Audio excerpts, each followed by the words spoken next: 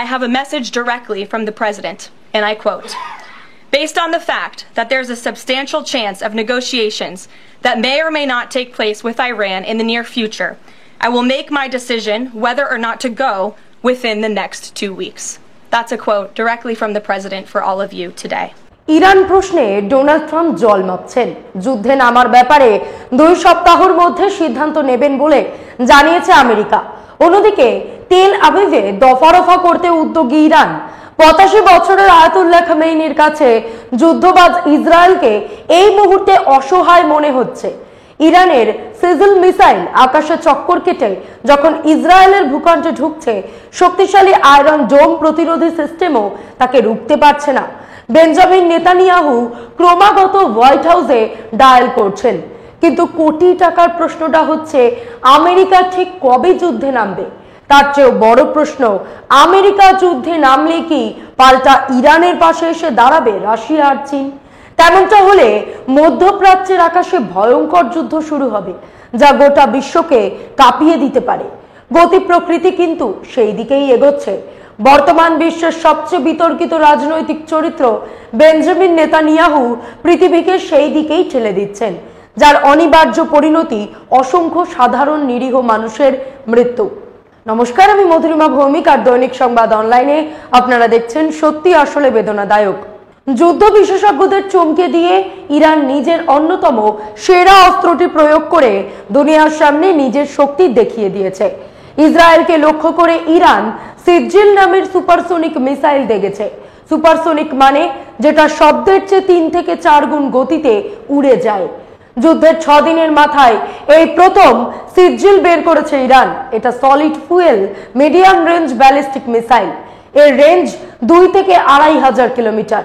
যুদ্ধের খবর পরিবেশনে একটা মুশকিল হচ্ছে, অনেক ভুয়ো তথ্য পরিবেশন করে দুপক্ষই।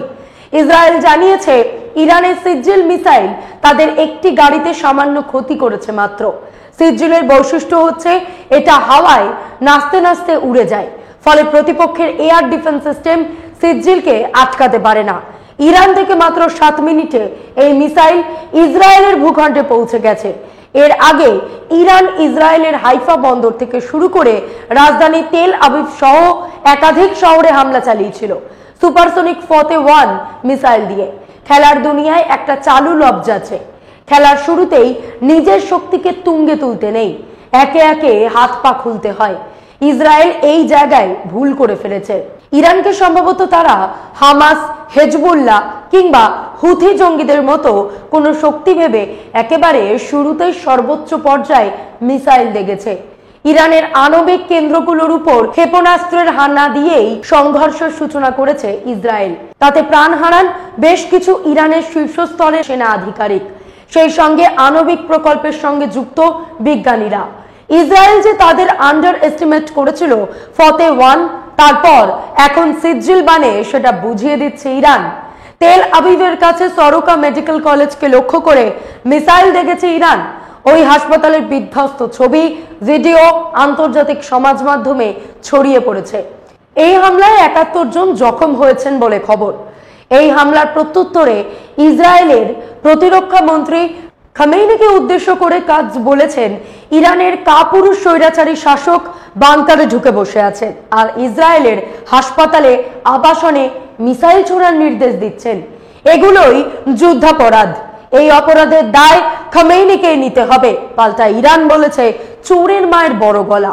প্যালেস্টাইনের গাজা ভূখণ্ডকে কবরে পরিণত করে লক্ষাধিক নিরপরাধ মানুষ মেরে ইসরায়েল এখন অন্যের বিচার করতে এসেছে।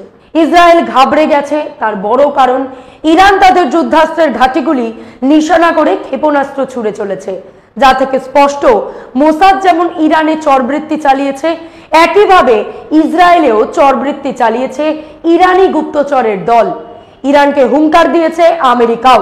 ট্রাম্পের প্রতিরক্ষা সচিব পিট হেগসেথ সেনেট কমিটিকে জানিয়েছে ইরানের বিরুদ্ধে যুদ্ধে ঝাঁপাতে পেন্টাগন প্রস্তুত। ডোনাল্ড ট্রাম্প নির্দেশ দিলেই তা পালন করা হবে। বিভিন্ন সংবাদ মাধ্যমে খবর ছড়িয়েছে আমেরিকা যুদ্ধে নামলে প্রথমেই ইরানের ফরদতে তাদের ভূগর্ভস্থ ইউরেনিয়াম ভান্ডারটিকে নিশানা করা হবে। তাইওয়ানের দিক থেকে ওমান উপসাগরের দিকে এগোচ্ছে আমেরিকার অতি শক্তিশালী যুদ্ধ জাহাজ ইউএসএস নিমিজ। ইউরোপ থেকে পশ্চিম এশিয়ার দিকে রওনা দিয়েছে ট্যাঙ্কার যুদ্ধ বিমান। কয়েকটি মার্কিন সংবাদ মাধ্যমে দাবি করা হয়েছে আমেরিকা এই যুদ্ধে তাদের অস্ত্রাগার থেকে F-22 এবং F-35 এর মতো উচ্চ ক্ষমতার ফাইটার জেট পাঠানোর তোড়জোড় শুরু করেছে। ব্রিটেনের প্রধানমন্ত্রী কিওর স্টারমার ইরানকে যুদ্ধ থেকে সরে আসার আহ্বান জানিয়েছেন। দ্বিতীয় বিশ্বযুদ্ধের পর থেকেই পশ্চিমী বিশ্ব আসলে আমেরিকার তাবেদার। গত শুক্রবার এই যুদ্ধটা ইরান শুরু করেনি, করেছে ইসরায়েল। কিন্তু একমাত্র রাশিয়া আর চীন ছাড়া আর কোনো দেশ ইসরায়েলকে যুদ্ধ থামাতে বলছে না। ইরানের একমাত্র দোষ, তারা আণবিক শক্তি সম্পন্ন দেশ হতে চায়, তারা নিজেদের আরো শক্তিশালী করতে চায়। এই তো, যদি তারা পরমাণু শক্তি সম্পন্ন দেশ হয়ে উঠতে চায়, তাতে ইসরায়েলের বুকে এত যন্ত্রণা বাড়ছে কেন? নেতানিয়াহু কেন মনে করেন যে ইরান আণবিক শক্তি সম্পন্ন হলে তাতে ইসরায়েলের অস্তিত্বই বিপন্ন হবে? কোনো দেশ পরমাণু গবেষণা শুরু করলেই সেই দেশকে রাষ্ট্রপুঞ্জের সংযুক্ত আন্তর্জাতিক পরমাণু সংস্থা IAEA এর সদস্য হতে হয়। বর্তমানে 177টি বেশি দেশ এর সদস্য। IAEA এর অধীনে সবচেয়ে গুরুত্বপূর্ণ আন্তর্জাতিক চুক্তি হচ্ছে NPT, নন প্রলিফারেশন ট্রিটি, বাংলায় বললে পরমাণু অস্ত্র বিস্তার রোধ চুক্তি। IAEA এর সদস্য হলেও যারা NPT-তে স্বাক্ষর করেনি সেই 4 দেশ হলো ভারত, পাকিস্তান, উত্তর কোরিয়া এবং ইসরায়েল। এর মধ্যে উত্তর কোরিয়ার মতো ইসরায়েলও তাদের পরমাণু স্থাপনা গোপন করে রেখেছে। তাদের কাছে যে পরমাণু অস্ত্র রয়েছে এই কথাটাই ইসরায়েল কখনো স্বীকার করেনি। এবার আসে ইরানে। তারা 1958 সাল থেকে IAEA এর সদস্য। সেই 1968 সালে ইরান NPT-তে স্বাক্ষর করে 1970 সাল থেকে সেই চুক্তি কার্যকর করেছে। তবে এতেও ভুল নেই, ইরান এমন সব ব্যালিস্টিক মিসাইল তৈরি করে ফেলেছে যা পারমাণবিক ওয়ারহেড বহনে সক্ষম।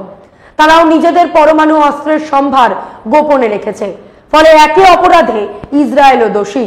ফলে ইসরায়েলের উদ্দেশ্যে ইরান এটা বলতেই পারে, তুমি মহারাজ সাধু হলে আজ, আমি আজ চোর বটে। সোজা কথাটা হচ্ছে, যুদ্ধের 7 দিনের মাথায় এটা বলতেই হচ্ছে ইসরায়েলের একার পক্ষে ইরানকে সামলানো সম্ভব নয়। আমেরিকাকে যুদ্ধে নামতেই হবে। বলছি এই কারণেই, অ্যাডভান্টেজে থাকলে ইসরায়েল এত তাড়াতাড়ি খামেইনিকে হত্যার হুমকি দিত না। ঢোল পিটিয়ে বলতে হতো না খামেইনি মরলেই এই যুদ্ধ শেষ হবে। তার আগে নয়। সবল কখনো দুর্বলকে মারার আগে এত হম্বিতম্বি করে না, তাকে করতে হয়ও না। ট্রাম্প কি বলছেন? বলেছেন, আমরা সবাই জানি খামেইনি কোথায় লুকিয়ে আছেন, কিন্তু আমরা তাকে এখনই হত্যা করব না। এর জবাবে ইরানের বিদ্বজনের সংগঠন গার্ডিয়ান কাউন্সিল বলেছে আমেরিকার প্রেসিডেন্ট মূর্খ। তিনি ইরানের আত্মসমর্পণের খোয়াব দেখতে থাকুন, নিজেই নিরাশার অতলে তলিয়ে যাবেন। গার্ডিয়ান কাউন্সিল বিবৃতি দিয়ে বলেছে, ইসরায়েল সেদিন সবচেয়ে বড় ভুল করেছে যেদিন তারা 3টি মুসলিম দেশকে একসঙ্গে শত্রু বানিয়েছে। ইরানের বুশেহরে পরমাণু প্ল্যান্টে মিসাইল হামলার কথা ইসরায়েলি সেনা ঘোষণা করার পরেই কুয়েত, কাতার এবং সংযুক্ত আরব আমিরশাহী উদ্বিগ্ন হয়ে পড়ে। তেলে সমৃদ্ধ ওই 3 দেশের কাছেই এই মুহূর্তে সবচেয়ে বড় শত্রুর নাম ইসরায়েল। গতকাল নিউ ইয়র্ক টাইমসে একটা এক্সক্লুসিভ খবর ছাপা হয়েছে যা রীতিমতো চাঞ্চল্যের। সেখানে দাবি করা হয়েছে ইসরায়েলের অস্ত্র ভান্ডার অর্ধেকের বেশি ফাঁকা হয়ে গেছে। মিসাইল কমছে, ইন্টারসেপ্টর কমছে, তাদের এয়ার ডিফেন্স সিস্টেম, আয়রন ডোমের সংখ্যা কমে আসছে। সেই কারণেই ইরানের সুপারসোনিক মিসাইল সহজেই লক্ষ্যবস্তুতে গিয়ে আঘাত করতে পারছে। এই যুদ্ধ বেশি দিন চললে, আমেরিকা সরাসরি যুদ্ধে না নামলে, তবে ইসরায়েলকে এমন ধ্বংস দেখতে হবে যা তারা কখনো দেখেনি। নিউ ইয়র্ক টাইমসের 5 জন সাংবাদিক মিলে খবরটি তৈরি করেছেন। খবরের শিরোনাম, will Israel's interceptors outlast Iran's missiles, the answer may shape the war. তথ্য প্রমাণ দাখিল করে এখানে লেখা হয়েছে, ইসরায়েলের কাছে দুনিয়ার অন্যতম শ্রেষ্ঠ মিসাইল ইন্টারসেপ্টর স্টক রয়েছে, কিন্তু সেই স্টক লম্বা যুদ্ধের জন্য যথেষ্ট নয়। প্রতিবেদনে লেখা হয়েছে, মাত্র 2টো ফ্যাক্টর এই যুদ্ধের পরিণতি ঠিক করে দিতে পারে। 1, ইসরায়েলের কাছে কতগুলো মিসাইল ইন্টারসেপ্টর আছে। 2, ইরানের কাছে দূরপাল্লার মিসাইলের কত স্টক আছে। বলা হয়েছে এই যুদ্ধ ইন্টারসেপ্টর বনাম মিসাইলের দ্বৈরথ। প্রতিবেদনটি তৈরি করার আগে 5 জন সাংবাদিক মিলে ইসরায়েল সেনাবাহিনীর বর্তমান এবং প্রাক্তন কর্মকর্তা মিলে 8 জনের সঙ্গে নিবিড়ভাবে কথা বলেছেন।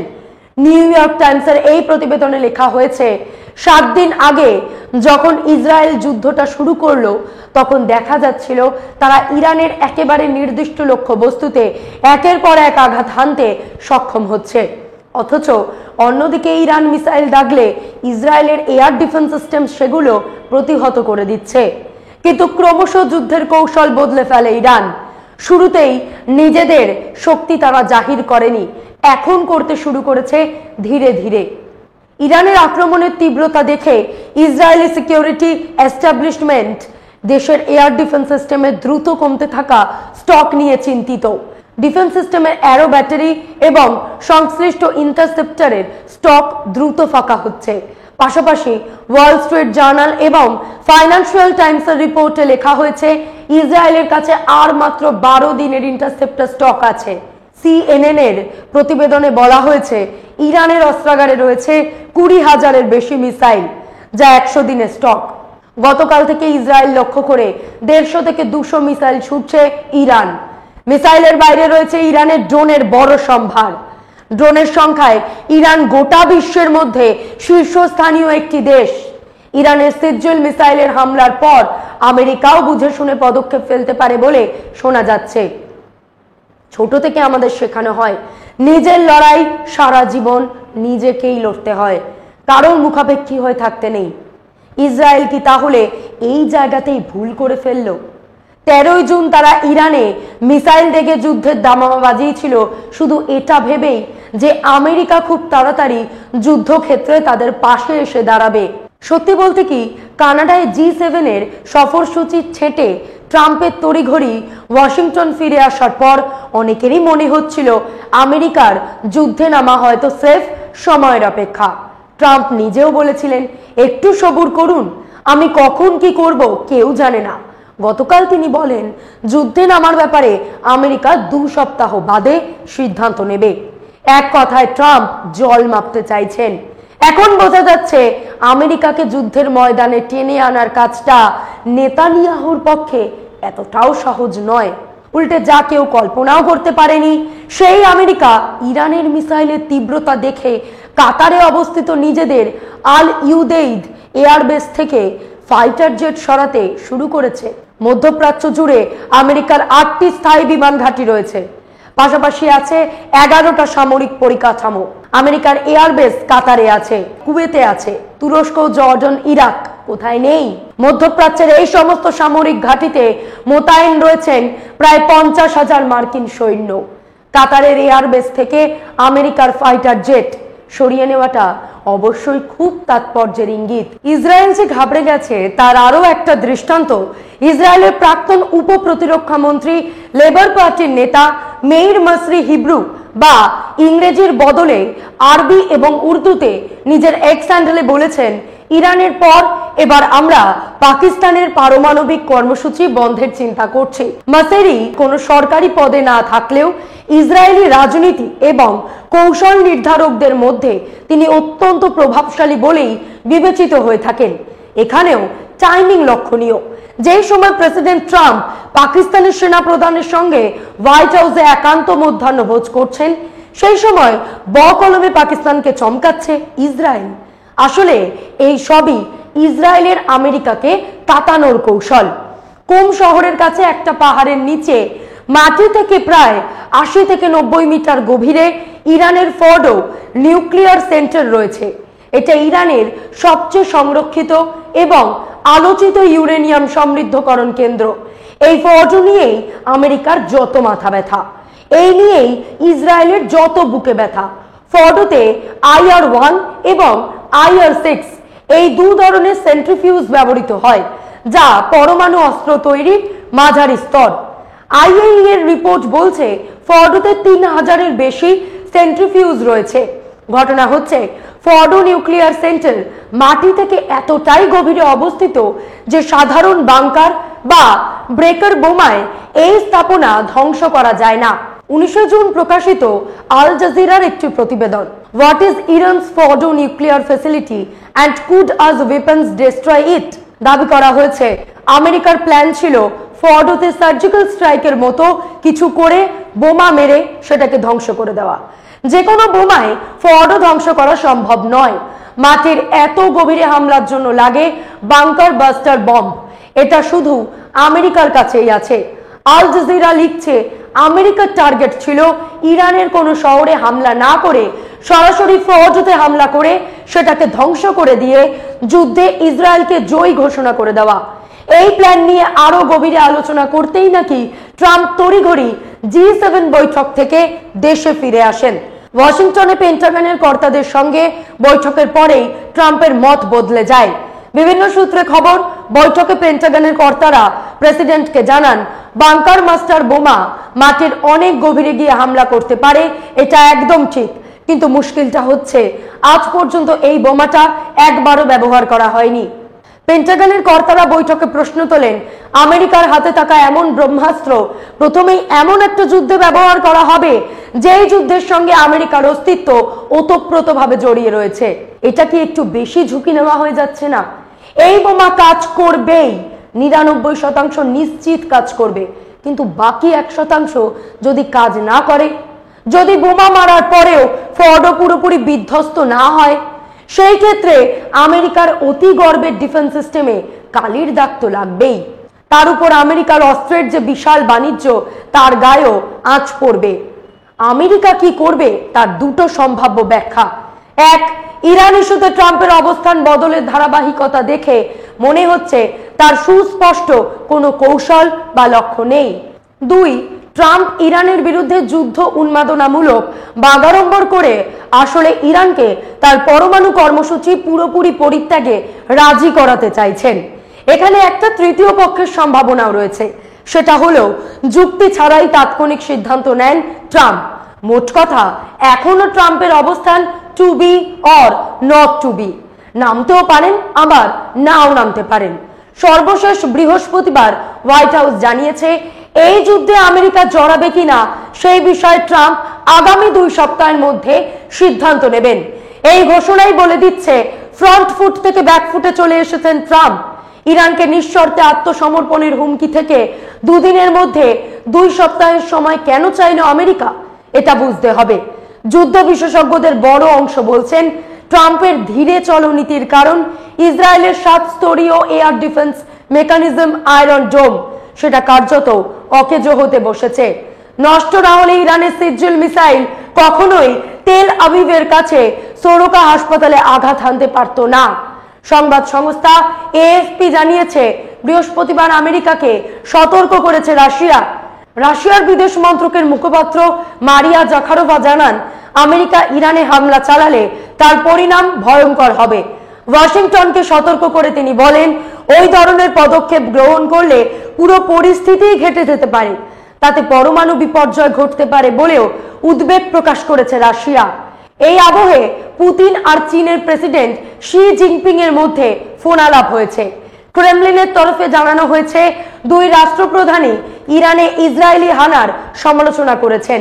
জিনপিং বলেছেন, যুযুধান 2 পক্ষ বিশেষত ইসরায়েলের উচিত যত তাড়াতাড়ি সম্ভব এই সংঘাত বন্ধ করা, যাতে তার ছড়িয়ে না পড়ে। সরাসরি আমেরিকার নাম না করেই চীনা প্রেসিডেন্ট বলেন, 2 দেশের উপরেই প্রভাব থাকা বড় শক্তিগুলির এই সংঘর্ষের সমাধানে এগিয়ে আসা উচিত। ওদিকে পুতিন নিজে বলেছেন ইরান রাশিয়া থেকে কোনো সামরিক সাহায্যের অনুরোধ করেনি।